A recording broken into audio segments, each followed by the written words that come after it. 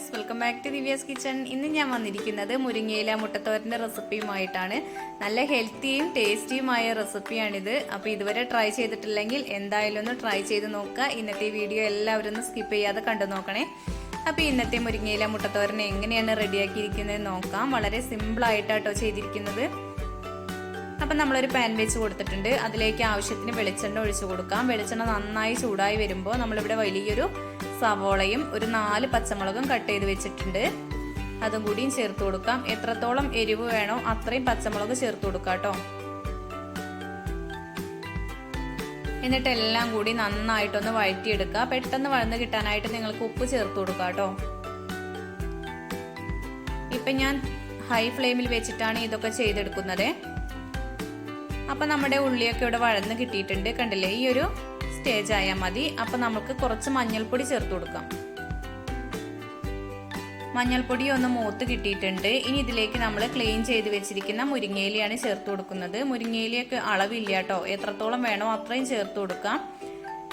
ഞാൻ ഇത്രയും ചേർത്ത് കൊടുക്കുന്നുണ്ട്. പക്ഷേ എങ്കിൽ ഇത് വാടി വരുമ്പോൾ കുറച്ചേ ഉണ്ടായിരിക്കുള്ളൂ. ഇനി ഇതിലേക്ക് ആവശ്യത്തിന് ഉപ്പും ചേർത്ത് കൊടുക്കാം. ഇനി എല്ലാം കൂടിയും പതുക്കെ നന്നായിട്ട് മിക്സ് ചെയ്തെടുക്കാം. ഞാൻ ഇതിലേക്ക് ഒരു 4 മുട്ടയാട്ടോ ചേർത്ത് കൊടുക്കുന്നത്.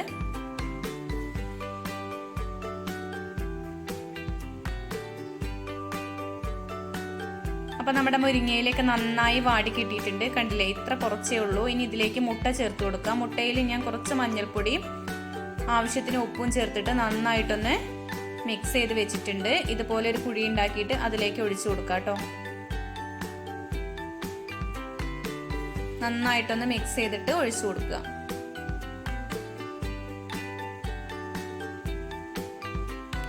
ഇനി എല്ലാം കൂടെ പതുക്കെ പതുക്കെ നന്നായിട്ട് മിക്സ് ചെയ്തെടുക്കുക. തീ ഹൈ ഫ്ലെയിമിൽ തന്നെയാട്ടോ വെച്ചിട്ടുള്ളത്.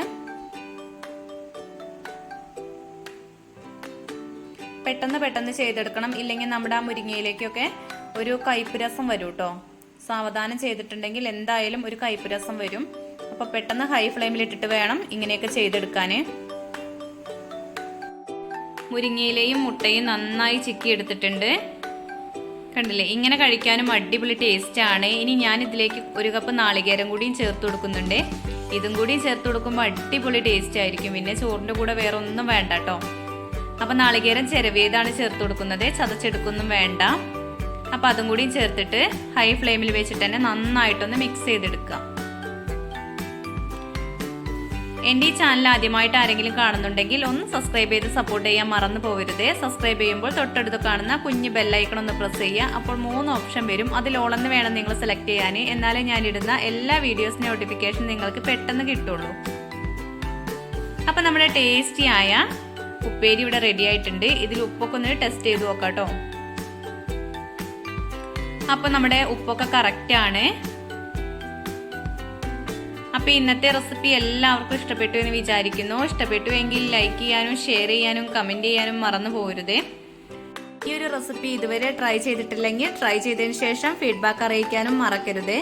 താങ്ക്